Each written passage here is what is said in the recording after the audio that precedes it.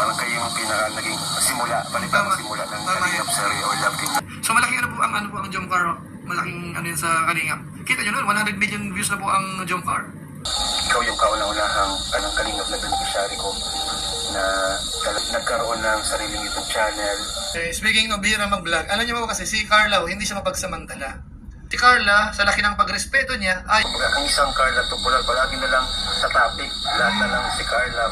Isa pa yung napansin natin kay Carla, wala siyang bahid na nakikipag-competensya sa mga kasama. Ano lang yung parang pinakatakutan ng mangyari? Pinakatakutan ko po is... Kaya parang nagkaroon ako ng konklusyon na ibang klase rin to si Carla. O ibang klaseng beneficiary yung kanyang, ibang-iba. Kinakalaban po ang Kalingap eh. So, nakakatas naman.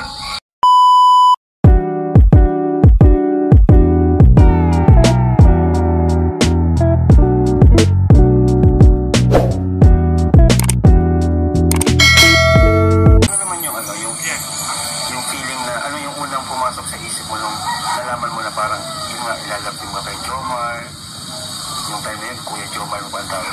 Ano yung pakiramdam naman nun? Wala naman talaga po wala po akong idea. Na may team. Lalagpin po. Tapos, nag-trip ba po ito? Sa bagay kasi, ano lang yun, natural lang, di ba? Yung magkamay feeling. Yung nga yung parang chemistry na hindi natin inaasahan. Tapos, naman po ng mga viewers. Kaya, Galingan nun parang impromptu lang din. Yung kumaga yung chemistry, bigla na lang dumating. Kumaga hindi natin pinilit. At nung time na yun, parang, wala na yung Rochelle, wala yung Edrica. Parang kayo yung naging simula, balikan mo simula ng Kalingap Serye or Love Team. Kumbaga yung pagkawala ho nung time na yun, yung ano muna kasi nauna, yung Edrica muna o ang una yung Edrica nawala muna. Tapos kumbaga nasalo ng Jomcar eh. Yung trend, kasi sila kasi nag-maintain na sa mataas na views eh. So parang nasalo ng ng Jomcar. Pati yata yung sa Rochelle, lumalabas di ba nung nahiwalay na.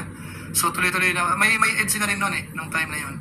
Ayan. So malaki po ang Jomcar, malaking yun sa Kalingap. Kita nyo nun, 100 million views na po ang Jomcar. Di ba? 2 years ka na rin sa Kalingap, no? And may sarili ka na rin channel. Ano yung feeling na nabigyan ka na ng privilege na ikaw yung kauna-unahang, ay maliban dun sa iba na hindi na sila Kalingap.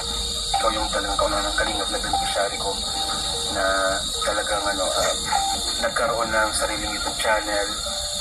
And at the same time, beneficiary ko pa rin. Ano naramdaman mo doon? sa totoo lang kaya po, may pressure. May pressure? Bakit? Kasi syempre po, may channel na ako, tapos di naman po ako sanay sa ganun. Parang mabago yung ko, yung mundo ko. Yung mundo. Parang nasanay ka na ikaw yung binablog. Opo. Tapos beneficiary lang baga po ako dati. Tapos syempre po yung masaya din. At the same time, kasi eto nga po, katulad ng yung lupa ko po is nakabakuran ko. Ibig sabihin yung mga sinasahod mo yung opo kuya. Tapos yun po yung pangarap ko talaga na mapatayuan ng bahay sila mama sa diet. Kahit papaano. Sa diet pala yan eh. Saka, yung ginawa mong yan, sarili mong sikap na yan, labas na abot yan kasi vlog mo yan. Diba? Kumbaga, hindi nila masabing asa ka lang sa tulong, asa ka lang sa sponsor. Hindi po. Yung sarili pong pinita niya sa YouTube, yung pinapaayos niya, kahit tayo pinapagawa niya ng pinapili niya ng mga lupa, properties. Pero, ano lang po yun, sa totoo lang, hindi naman po ganun talaga kalaki kasi bihira naman po siya mag-vlog. Okay, speaking of bihira mag-vlog, alam niyo ba kasi si Carla, hindi siya mapagsamantala. Kasi kung titingnan po natin, kung sa content naman, yung mga kamukha ni Carla kahit personal vlog yan eh. Kahit maglakad-lakad lang yan sa bakuran nila, may manunod sa kanya eh. Maglakad-lakad sa school, kumain, may manunod sa kanya eh. Kaso, ang totoo talaga, hindi siya mapagsamantala. Hindi siya kasi, siyempre, pera yan eh. Kung sa iba yan, ay, naku, minsan lang to George, sasamantalin talaga yan, araw-arawin yan. Kumbaga, ang nakita ko kay Carla dito, total, masaya naman siya. Tingin ko, hindi naman siya nasushort sa pang-alaalaman siguro sa pag-aaral. Tumutulong ang Kalingap, tumutulong ang mga sponsors. Tapos siguro, ang naisip niya, alam niya na may conflict of interest dahil siya ay na-i-vlog na. Diba? Kasi pagka kinarir ni Carla yan, alam niya na maaapektuhan si Kalingap Rap.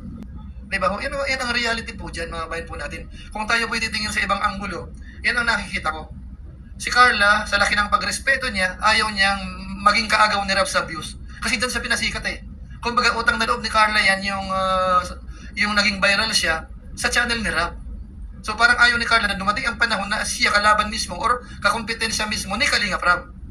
Nakuha niyo po, yun po ang ano, yun sa tansya ko kay Carla. Kung sa content, maraming manonood sa kanya. Magkonti-konting galaw-galaw na kahit mga 8 minutes lang, mga 10 minutes, wala nang edit yan. I-upload niya, may manonood sa kanya eh. Pera yun. Alam, palagay naman umabot ng 20,000 eh, maliwanag yun, baka mapilit ang mga 2,000 pesos din yun. Eh kung makatatlo siya, di ba, magkano yun sa isang buwan? Ang totoo lang talaga nun, hindi siya mapagsamantala. Hindi siya mapagsamantala. Tumatanaw ng utang na loob eh. Siguro may idea kayo anong klaseng tao si Carla. Ano po, ituloy pa natin. Yung sahod ngayon sa YouTube ay talaga bumababa po. Kaya, kumbaga, mahirap din talaga maging vlogger, di ba? Hindi naman porke vlogger ka, successful ka na. Mahirap po unang-una sa kanya, content niya, kaya hirap Ay, isa pa yan, ano, sa totoo yung mamay natin, ang sa pagbablog kasi, hindi sa lahat ng oras mo viral ka. Hindi sa lahat ng oras. Marami sumikat ho na nawala ang viewers eh. Nagsawa o nangayaw. So, kumbaga ho yung mga ganyan, temporary yan eh. So, kung magbibuild ka ng ano po, ng, yung ikaw, dapat hindi ka mahalata na masyado kang sobrang angas mo na mapagsamantala ka. Kasi yun doon, yung ibang supporters mo, baka doon umayaw. Lalo lab na lab si Bel Santos Matubang, si Kuya Bar, si Kalinga Prab. Pag nakita na inaangasan mo yan, mamarkahan ka yan. Hindi mo ganun kadali sa social media po. So yung mga ganyan po, ang dating ay marang mapangtanaw ng utang na loob na ayaw naririnig ng ilan. Yan na naman ikaw utang na loob na yan. Key po yan eh. Napaka-importanting ano po niyan. Diyan po ang nagugustuhan ng maraming viewers. Respeto. Ano po? Natuloy po natin. Hindi naman po siya pwede mag-charity ka agad, lalo na estudyante, kailangan yung tukunahin ng kanyang pamilya. So, ayun, kaya until now, beneficiary ko pa rin siya kasi malaking tulong din po kasi na-expose po siya sa vlog ko kasi pag hindi na po, baka po, yun, mawala yung exposure, yung views. May mga sumusuporta, pero ito pa rin po talaga yung na-exposure, di ba? Kaya ni Papa Jones, di ba? Until now is malaking tulong sa kanya yung Kalingap series natin na job card. Kaya, yun, may dalaga ka pa? Kaya po, kuya, thank you po sa opportunity ng vlogging. Kasi sabi ko po, hindi ko magagawa yung mga ganitong bagay. Yung mga maibibigay ko yung gusto nila mama, paminsan-minsan. Kaya salamat po. So, since questions I never asked Carla, gusto ko pang tanong, nagtampo ka na ba sa akin? Natawa mo siya. Siyempre, yung honest lang, yung tagal na din natin magkakilala. Kaya Hindi. Alam niya may konti. Talaga? Kasi, opo, ano naman po? Minsan, nadalas. Konti. May konti. Konti po. Kasi ano po minsan. Ayoko na po. Alam mo, yan po, ibig sabihin, hindi siya plastic, hindi siya talagang, alam mo yung sinasabi niya eh. Kumbaga kaya yung unang sagot niya parang kasi pakiramdam niya wala yung maliit na bagay yun eh. Kasi siyempre dahil ikaw naman ay talagang mahuhuli ka talaga. Ayan, dinugtungan niya na po, yung maliit na yun. Sige, okay lang. Naman yun. Lahat naman tayo, di ba? Lahat naman tayo nakakaramdam, no? Ako din, minsan nagtatampo rin ako sa'yo. Minsan sa iba, talaga, okay pa rin naman hanggang ngayon, di ba? Ito pa, Carla. May mga bagong Kalingap Angels na tumaragdag, di ba? May batch 2 na, batch 3. Ano naramdaman mo na tuwing may bago, palaging kinukumpara ka, gano'n. Parang palagi ka rin, kumbaga, ang isang Carla Tupular, palagi na lang nagiging palagi na lang nasa topic. Lahat na lang si Carla, gano'n. Sa totoo lang po, masaya nga po ako kasi mas dumadami po kami, mas madami pong natutulungan. Tapos, yung... Isa pa po yan, isa pa yung napansin natin kay Carla, wala siyang bahid na nakikipagkompetensya sa mga kasamahan niya. Yung tipong naiinggit siya, nasasapawan siya, o kung ano man. Hindi mo po siya makikitaan eh. Ano po, yan siya sabi niya. About sa pagkukumpara po sa akin, kaya hindi po ako na-apektuhan. Opo, kasi... Nasanay ka na? Opo. Siguro, na-affected ka masyado nung una. Kapag may mga kinocompare sa'yo. Hindi rin po siya. Kasi talagang kami naman pong mga angels. Kami naman po yung nakakakilala sa bawat isa.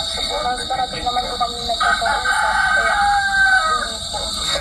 Mga supporters po, narinig niyo po yan mga supporters. Yun, sa estado mo ngayon, ano lang yung parang kinakatakutan mong mangyari? Parang yung ipapaniisip mo na paparanoid ka na, yun, kinakatakutan mong mangyari. Pinakatakutan ko po is mawala dito sa Kalingap. Ibang klase yung sagot ni Carla doon. Isa yun sa napansin ko. Kaya parang nagkaroon ako ng conclusion na ibang klase rin to si Carla. Pero sa estado po ni Carla sa ngayon, sa dami ng sponsors, kahit pa paano siguro may savings na rin yan eh.